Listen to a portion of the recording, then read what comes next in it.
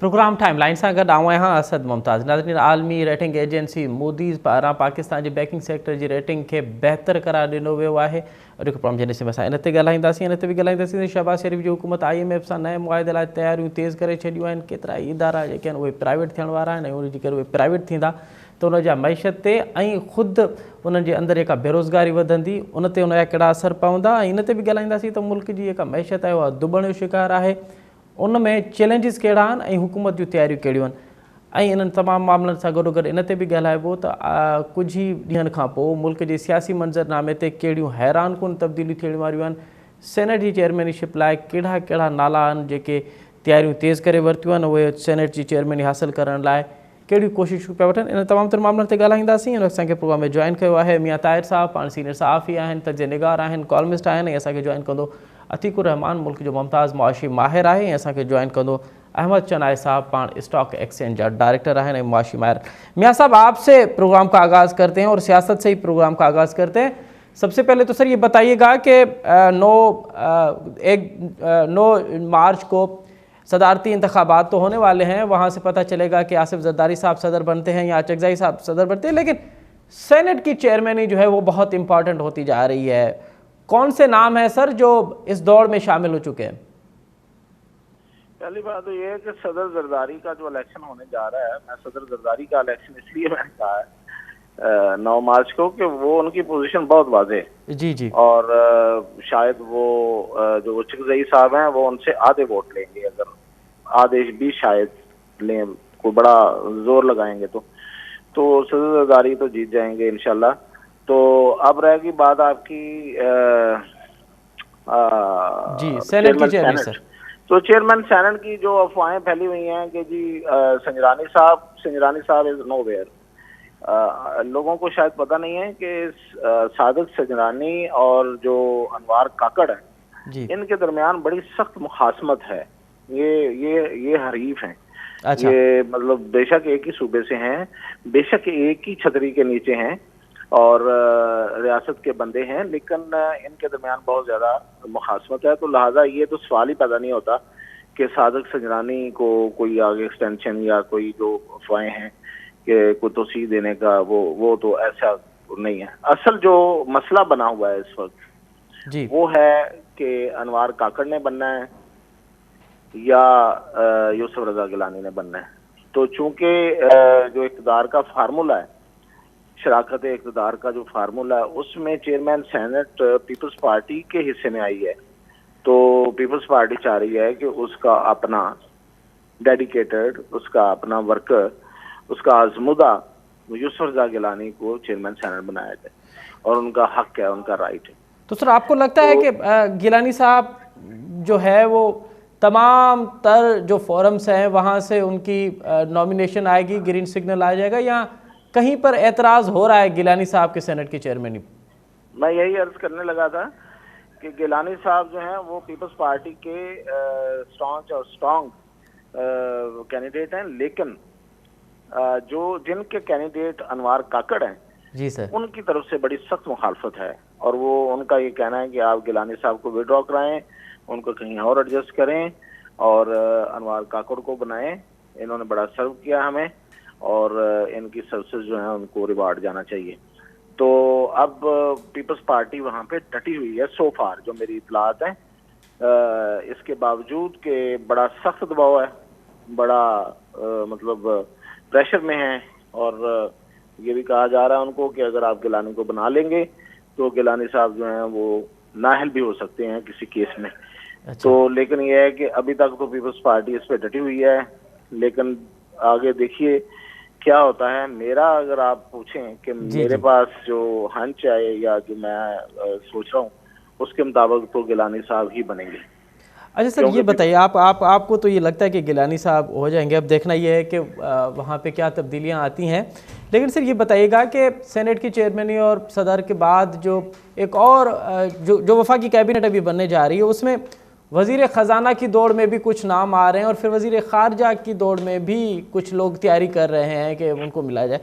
आपके इनसाइड क्या है कि वहाँ कौन से नाम हैं जो काबिल कबूल है? देखें, एक जो ये बहुत बड़ा महाज है ये अनवार काकड़ और यूसुफ रजा गिलानी से भी बड़ा महाज है, जो जिसका जिक्र आपने किया है, खास तौर पे वजारत खजाना की जो पोस्ट है उस पे। और इस पे जो कोशिश की जा रही है वो ये है कि मियां नवाज शरीफ को शिकस्त फाश दे दी जाए, क्योंकि जो इसहाकदार हैं उनको आउट किया जा रहा है और उनकी जगह पे कोई अपना मनपसंद बंदा, अपने हाथ का बंदा ला के बैठाने की कोशिश की जा रही है। और ये इसको हम पहले भी कह चुका हूँ और अब भी, मैं तो इसको, अगर ये सागदार को वजीर खजाना नहीं बनाने दिया जाता तो इसको नवाज शरीफ की शिकस्त फाश कहूँगा। शिकस्त उनको पहले हो चुकी है, ये शिकस्त फाश होगी, क्योंकि शिकस्त उनको इलेक्शन में जब उनको मैंडेट नहीं मिल सका जी, तो उसमें हो गई थी। उसमें मैं ये नहीं समझता कि उसमें नवाज शरीफ का कसूर नहीं है, उसमें नवाज शरीफ का अपना कसूर भी था, लेकिन गैरों ने भी वो कम हिस्सा नहीं डाला। अब ये वाला जो मामला है, अगर इसमें क्योंकि इसहाकदार जो है वो नवाज शरीफ के नुमाइंदे हैं जी, वो नवाज शरीफ को हर जगह पे वो नुमाइंदगी करते हैं, उनकी बात को वो इवन वो अपने भाई पे शायद उतना ट्रस्ट नहीं करते। मामला जब तय होने होते हैं तो इसहाकदार को उन्होंने बीच में जरूर रखा होता है। अच्छा, तो इसहाकदार को माइनस करना जो है वो नवाज शरीफ की शिकस्त फाश होगी। लेकिन इसके साथ साथ वजह बता दूं कि ये सिर्फ नवाज शरीफ को शिकस्त देना मकसद नहीं है, ये मकसद, ये इसका असल मकसद ये है कि जो इसहाकदार हैं, आपके पहले प्रोग्राम में पिछले में मैं कह चुका हूँ कि वो मॉनिटरी डिसिप्लिन, सख्त मॉनिटरी डिसिप्लिन के कायल हैं, वो हिसाब मांगते हैं, वो टेबल पे बैठ के तो सवाल करते हैं कि आपको ये चाहिए तो क्यों चाहिए, ये आपने जो लिया था ये तो अब खत्म हो गई बात, ये वापस करें। यानी कि जो सबसे बड़ी, मैं इसको गुस्ताखी करूंगा लेकिन इसको पिलफरेज कहूंगा कि हमारे खजाने की जो सबसे ज्यादा पिलफरेज जिस साइड पे होती है वो उन सुराखों को बंद करते हैं, लेकिन वो उन लोगों को इसलिए वो अच्छे नहीं लगते, बल्कि जहर लगते हैं, इसलिए कि वो नहीं चाहते कि वो उनके जो सुराख हैं जिनसे उनके लिए मनोसलवा उतरता है वो बंद हो जाए।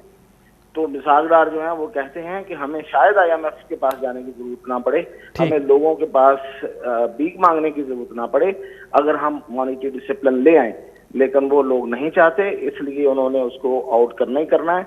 और वो अगर आउट हो जाते हैं तो एक तरह से तो वो जीत जाएंगे, जाहिर है अपने उसमें कामयाब हो जाएंगे, और दूसरी तरफ नवाज शरीफ को शिकस्त फाश हो जाएगी। बहुत शुक्रिया मियां ताहिर साहब, आपने बड़ा तफसीली तौर पे मुल्की सियासी मंजरनामे पे सेनेट के इंतखाबात, जो आने वाले इंतखाबात हैं उस हवाले से, और फिर वज़ीर ख़ारजा और वज़ीर ख़जाना की जो दौड़ में लोग शामिल हैं उन हवाले से आपने बड़ा इंसाइट दिया। बहुत शुक्रिया। प्रोग्राम अॻिते वधूं था पिया ऐं मुल्की मैशत जे हवाले सां के सुठी ख़बरूं कोन, हिकिड़ी सुठी ख़बर इहा आहे त मूडीज़ अॼु जेको रेटिंग एजेंसी आहे उन पाकिस्तान जेका बैंकिंग जी रेटिंग आहे उनखे बहितर करार ॾिनो आहे।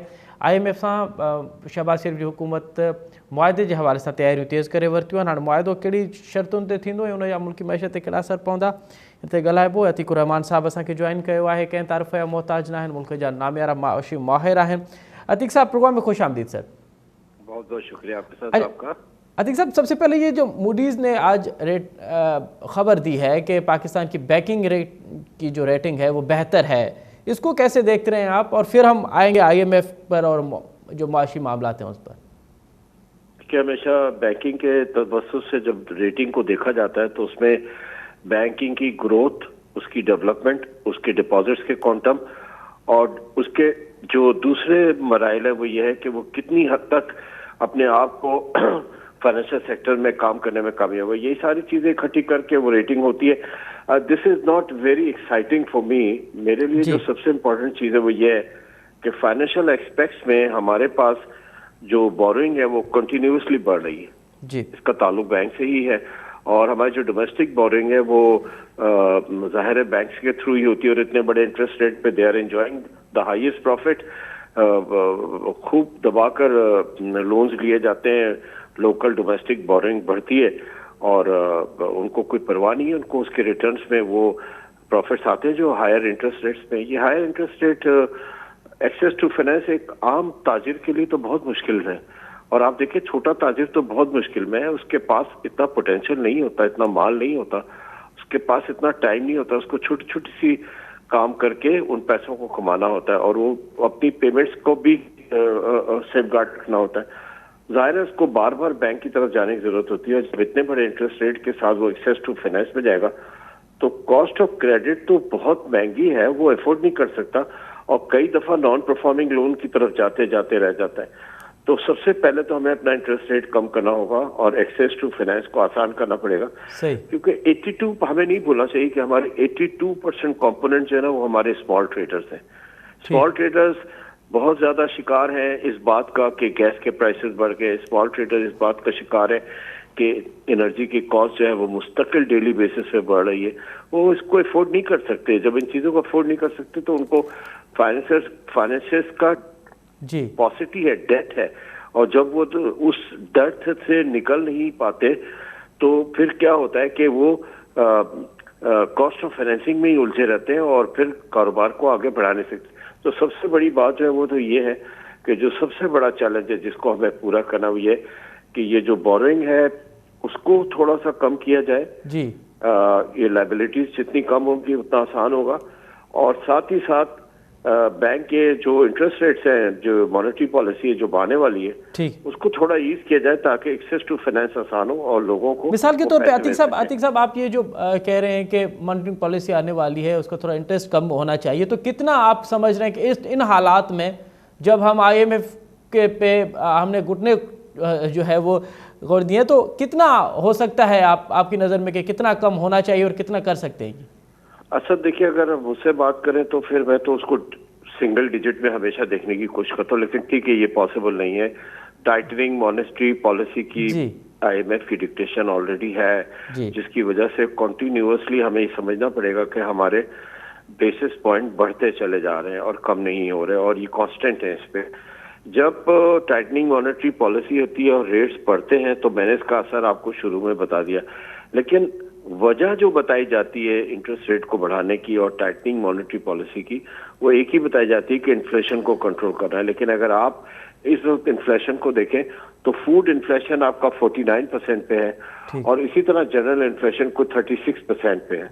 तो this is a huge inflation, और इन्फ्लेशन की वजह से क्या हो रहा है कि हमारी जो मिडिल क्लास है उसको इतना बड़ा ब्लो मिला है कि वो मिडिल क्लास से गिरकर पॉवर्टी लेवल के नीचे चली गई, बिलो पॉवर्टी लेवल चलेगी। तो ये सारी डैमेजेस हैं इकोनॉमी की जिनको बहुत ज्यादा देखने की जरूरत है।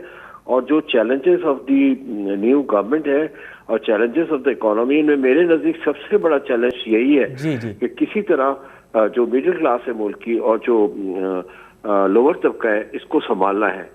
वो बहुत क्राइसिस में है इस वक्त, और उसकी क्राइसिस की वजह मैंने आपको इंटरेस्ट रेट बता दिया, मैंने आपको उसकी दूसरी वजह बता दी कि एक्सेस टू फाइनेंस इतना महंगा है वो उसको नहीं बोरो नहीं कर सकता।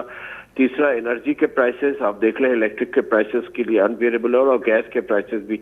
और हम देख रहे हैं कि दुनिया में एक्सटर्नल चेंजेस जरूर आ रही हैं ऑयल में, लेकिन हमारे यहाँ ऑयल के प्राइसेस को हम बहुत तेजी से बढ़ाते चले जा रहे हैं कॉन्टिन्यूसली। अगर थोड़ा रिलीफ देने की तरफ देखा जाए तो 60 रुपए का पेट्रोलियम लेवी हमारे पास अवेलेबल है जो गवर्नमेंट लेती है, उसको थोड़ा रिड्यूस करके कर दिया जाए, वो ना लिया जाए। लेकिन सर अब तो उस पे GST का भी, अब तो उस पे सर GST का भी सोच रहे हैं कि मेरी बात कंप्लीट करने दें। जी। जहां तक एनर्जी क्राइसिस का ताल्लुक है उस पे सर्कुलर डेट का जो ब्लो है और शॉक है वो भी बहुत इंपॉर्टेंट किरदार अदा कर रहा है और उसको भी कम करना होगा। साथ में इन रेट्स को कम करने के लिए हमें रिन्यूएबल एनर्जी की तरफ जाना होगा, जो प्राइम मिनिस्टर ने अपनी पहली तकरीर में जिसको इनकरेज किया है, और उन्होंने कहा है कि विंड एनर्जी और सोलर पे जो हो सके तो बैंक्स इतनी अच्छी स्कीम्स फ्लोट करें, इतनी इजी टर्म्स में करें कि हर फैक्ट्री पे और हर घर पे सोलर नजर आए और विंड एनर्जी जो है वो ज्यादा से ज्यादा बने ताकि वो हमारे ग्रिड पे शामिल होकर हमारे एनर्जी के रेट्स को कम करें। अतीक साहब बिल्कुल सर लास्ट में बताइएगा, फिर अहमद चुनाय साहब ने भी हमें ज्वाइन किया है, हम उनसे भी मालूम करेंगे कि आपको लगता है कि ये जो IMF हम नए प्रोग्राम में जाएंगे उसके बाद डॉलर जो है वो 300 क्रॉस कर जाएगा, और फिर जब डॉलर 300 क्रॉस करेगा तो फिर क्या इन्फ्लेशन रेट नहीं आ रहा? जी अतीक साहब। अच्छा, मैं आपसे अर्ज करूं कि डॉलर की बात तो हम बाद में करेंगे। हम देखते हैं कि हमारी जो एक्सटर्नल डेट मैनेजमेंट पॉलिसी या स्ट्रेटेजी है उसको हमको बहुत स्ट्रांग करना पड़ेगा। IMF से तो हमको लोन लेना ही पड़ेगा क्योंकि इस वक्त लगभग एक्सटर्नल पब्लिक डेट हमारा 86.35 बिलियन डॉलर के करीब पहुंच गया है। डोमेस्टिक की तो बात छोड़ दें, वो तो ट्रिलियंस में है।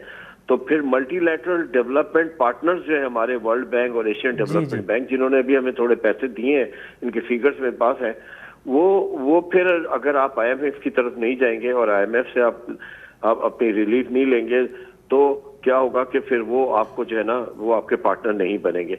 तो आपको IMF की तरफ जाना ही है उनसे पैसे लेने के लिए। दूसरा ही है कि हमारी जो बोरोइंग है वो अगर किसी हद तक मिनिमाइज हो सके, और वो बोरोइंग अगर हमारी जो है वो ज्यादा से ज्यादा प्रोडक्टिव कामों पे इस्तेमाल हो और हम एसेट्स क्रिएट कर रहे हो, तो समझ में भी आती है। लेकिन अगर एक्सटर्नल डेट मैनेजमेंट के बगैर और फिस्कल डेफिसिट्स और बजट डेफिसिट्स को पूरा करने में लग रहा हो, तो I think this is against the norms of the economy. बहुत शुक्रिया आतिकुर रहमान साहब, आपने बड़ा तफसीली तौर पे अपना नुक्ते नज़र पेश किया। प्रोग्राम रखते हुए पे अहमद चौनाई साहब भी असाई ज्वाइन किया। अहमद साहब प्रोग्राम में खुश आमदीद सर। जी अच्छा अहमद साहब, कैसे देख रहे हैं नया मुआहदा? तो मेरा सब जो मुआशी हमारे माहिर हैं वो कह रहे हैं कि मुआहदा तो हो जाएगा, लेकिन शराइत सख्त होंगी इस मरतबा। IMF की गुज़िश्ता शराइत से भी ज़्यादा सख्त ये मुआहदा होगा। क्या तवक्कात की जा रही है सर आप? देखिए, मैं कभी ये नहीं कहता कि मुआहदे में शराइत सख्त हैं। मुआहदे की कंडीशनैलिटीज ये होती हैं कि जी हमें जो है हमारा पैसा वक्त पे वापस मिले। तो सारे मुआहदे इसी बेस पे होते हैं, और अगर IMF की कोई कंडीशनैलिटीज आती हैं तो मैं समझता हूँ हमारे हक में ही बेहतर है कि हम अपनी आमदनी के जराए इतने बढ़ाएं कि हम उसकी रीपेमेंट कर सके। अगर रीपेमेंट नहीं कर सकते तो कोई भी डोनर एजेंसी जो है वो कभी भी लोन नहीं देती, किसी को भी नहीं देती। आप आम जिंदगी में भी किसी को लोन देते हैं तो समझते हैं कि हाँ ये अगले चंद दिनों में, अगले महीनों में, अगले सालों में मुझे मेरे पैसे वापस कर देगा, और उसको इस वक्त जरूरत है तो इसको मैं आसान शराइत से ये लोन दे देता हूँ। तो ये हम ये ना कहें कभी भी कि जी सख्त शराइत पर है। हाँ जाहिर है उन्होंने ये पूरा प्रिकॉशन लेना है कि उनके पैसे जो है वो वक्त पे वापस मिलेंगे। तो अहमद साहब, आपने कुछ टाइम पहले एक बात कही थी कि पाकिस्तान के इस वक्त भी पाकिस्तान के लोगों के पास जी अहमद साहब मेरी आवाज़ आप तक आ रही है?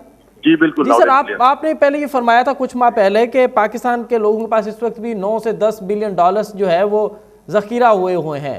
अगर वो निकल जाए तो किस हद तक माशी तौर पे हम बेहतर हो सकते हैं। तो सर इस पर फार्मूला, किस फार्मूले तहत सर उनसे पैसे निकलवा सकते हैं हम? देखिए, मैं आपको एक बात बताऊं, ये तो सारी प्राइवेट इन्वेस्टमेंट्स हैं जो लोगों के पास हैं, प्राइवेट सेविंग्स हैं जो लोगों के पास हैं। जी सर। और अगर सच्चा पाकिस्तानी आप होते हैं तो मैं समझता हूं कि पाकिस्तान में ही ये पैसे लाएं, पाकिस्तान में ये पैसे जो हैं वो मंजर आम पे लाए जाएं, ताकि हमारे जो माशी बहरान है फॉरेन एक्सचेंज के हवाले से वो पूरे हों। लेकिन दूसरी तरफ मुझे एक सबसे बड़ी अच्छी उम्मीद ये है कि SIFC के साथ जो हमारे मुआहदे हुए हैं मुख्तलिफ मुल्कों के साथ, वो अब रियलिटी बनेंगे इंशाल्लाह अगले 6 महीनों में। और जब वो रियलिटी बनेंगे तो मैं समझता हूँ कि बड़ा एक पैराडाइम शिफ्ट आ जाएगा हमारे रिसोर्सेज में, हमारे फॉरेन एक्सचेंज रिजर्व में, और हम बेहतरी की तरफ इंशाल्लाह चले जाएंगे। तो क्या आपको लगता है कि सर कि ये जो मुआहदा अब होने जा रहा है IMF के पास, उसके बाद फिर एक मरतबा फिर इन्फ्लेशन रेट बढ़ेगा, डॉलर जो है किस हद तक क्रॉस करेगा, 300 क्रॉस कर जाएगा? नहीं जी, ये मुआहदा होगा तो मैं समझता हूँ कि डॉलर जो है वो अपनी एक्चुअल वैल्यू पे आएगा। आज भी गोल्डमैन स्मिथ की एक प्रेडिक्शन ये है, उनका असेसमेंट ये है कि इस वक्त पाकिस्तान में डॉलर जो है वो ओवर वैल्यूड है 20% से। जब 20% से डॉलर ओवर वैल्यूड होगा तो मैं समझता हूँ कि वो फिर नीचे आएगा और उसकी एक्चुअल वैल्यू पे इंशाल्लाह आएगा। तो मैं कोई इतने बुरे हालात नहीं समझता, मैं समझता हूँ हालात बेहतर हैं। ये सिर्फ एक लोगों ने फजा बनाई हुई है कि जिनके पास डॉलर्स पड़े हुए हैं कि जी डॉलर बहुत महंगा हो जाएगा, डॉलर ले लो, और ये ब्लैक मार्केटिंग और होर्डिंग की बात हो रही है। ऐसी मैं समझता हूँ कोई बात नहीं है, और हम इंशाल्लाह बेहतरी की तरफ जाएंगे। सर इन्फ्लेशन रेट के बढ़ने के चांसेस हैं भला इस पे? मैं नहीं समझता। इन्फ्लेशन रेट कम हो रहा है आहिस्ता आहिस्ता, और हम बेहतरी की तरफ जा रहे हैं। जहाँ इन्फ्लेशन रेट कम हो रहा है, जब हम चीजें देख रहे हैं, आप देखें कि रियल इंडेक्स जो है वो 39% से 29% पर आया है, और मजीद मैं समझता हूँ कि अगला 1 महीने में और कमी होगी।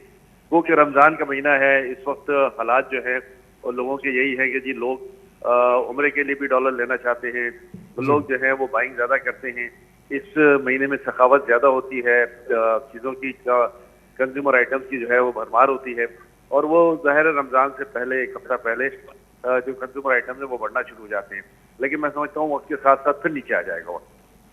अहमद साहब, अगर इस वक्त जब हम गुफ्तगू कर रहे हैं और पाकिस्तान की हुकूमत IMF की तरफ देख रही है, नए मुआहदे की तरफ जा रही है, आप क्या समझते हैं कि चैलेंजेस, सबसे बड़े चैलेंजेस सर इस आने वाली नई हुकूमत के लिए सबसे मुआशी तौर पे सबसे बड़े चैलेंजेस क्या है? देखिए, सबसे बड़ा चैलेंज जो मैं समझता हूँ वो ये है कि हम अपनी स्मगलिंग को और डॉलर की जो स्मगलिंग है और smuggling of goods into Pakistan है, वो हमेशा से बड़ा चैलेंज है। उसको अगर आप मैनेज कर लेंगे तो मैं नहीं समझता कि हमारा डॉलर जो है वो ऊपर जाएगा। मैं नहीं समझता कि हमारे पास कोई इन्फ्लेशन बढ़ेगा और इंशाल्लाह चीजें जो है वो नॉर्मलाइजेशन की तरफ चली जाएंगी। तो सर क्या अब भी डॉलर स्मगलिंग हो रहा है इस वक्त भी हुकूमत? देखिए, मैं कभी भी हम नहीं कहते कि 100% डॉलर जो है वो नीचे चला गया। डॉलर जो है 100% स्मगलिंग जो है वो बंद हो गई, ना डॉलर की ना माल की। मेरे अंदाजा के मुताबिक 60 से 70% स्मगलिंग जरूर बंद हुई है, लेकिन वो 30% बंद करना लाजमी है ताकि हम अपने पास अपनी इन्फ्लेशन को भी काबू करें, गवर्नमेंट के रेवेन्यूज में भी इजाफा करें और डॉलर को भी जो है वो एक मिनिमम रेट में चलने दें। बहुत शुक्रिया अहमद चनाय साहब, अतीकुर रहमान साहब, मियाँ ताहिर साहब, आप टिनि मौज़ूअ मेहमान जी वॾी महिरबानी। नाज़रीन, मुआशी तौर ते जेके मुल्क के चैलेंजेस आहिनि, या मुल्क शहबाज शरीफ़ जी हुकूमत हिकु दफ़ो ॿीहर IMF वटि वञे पई ऐं IMF खां सवाइ ॿियो को चारो बि न आहे ऐं इन हवाले सां तयारियूं बि तेज़ कयूं वयूं आहिनि ऐं हुकूमत 3-4 अहम क़दम जेके आहिनि उहो खणणु सोचे पई। मिसाल तौर ते प्राइवेटाइज़ेशन वारो जेको अमल आहे उहो ईंदड़ ॾींहंनि में उन हवाले सां के वॾियूं ख़बरूं अची सघनि थियूं पियूं ऐं के वॾा इदारा जेके आहिनि उहे हाणे प्राइवेटाइज़ेशन तरफ़ वेंदा ऐं उनखां पोइ जेकॾहिं उहे प्राइवेट थियनि था पिया त उनखां पोइ मुल्की मैशत ते उनजा कहिड़ा असर पवंदा, इहो पिणु अहम सुवालु आहे। उन सां गॾोगॾु IMF सां हिकु मुआदो थिए पियो, उहो हिन भेरे कहिड़ियुनि शर्तनि ते थींदो? जेकॾहिं पेट्रोल जी लेवी जेका पहिरियां ई अवां ॿुधो पिए अतीक रहमान साहब जे बकौल त 60 रुपया पर लीटर ते आहे, जेकॾहिं इहा अञा वधे थी पई त उन सां ज़ाहिर आहे पोइ इन्फ्लेशन रेट वधंदो ऐं इन्फ्लेशन रेट वधंदो त हुकूमत वटि इन हवाले सां कहिड़ियूं तयारियूं आहिनि उहो बि अवां ॿुधो पिए। त हुकूमत वटि हिन वक़्तु फ़िलहाल को अहिड़ो नज़र न पियो अचे त पोइ हुकूमत का वॾी तयारी करे पई। मुल्क जे सियासी मंज़रनामे ते गिलानी साहब हिकु दफ़ो ॿीहर सेनेट जी चेयरमैनी हासिल करण लाइ पंहिंजूं कोशिशूं तेज़ करे ॾिनियूं आहिनि। हाणे ॾिसणो वियो आहे त सेनेट जी चेयरमैनी संजराणी खे मिले थी पई, गिलानी खे मिले थी पई, या काकड़ साहब हिकु दफ़ो ॿीहर सेनेट जो चेयरमैन थियण लाइ बर्जमान थींदो। वक़्तु ॿुधाईंदो त प्रोग्राम जे वक़्त में पुॼाणी थी थो पए। असां मुमताज़ खे ॾींदा इजाज़त, सदाईं गॾु।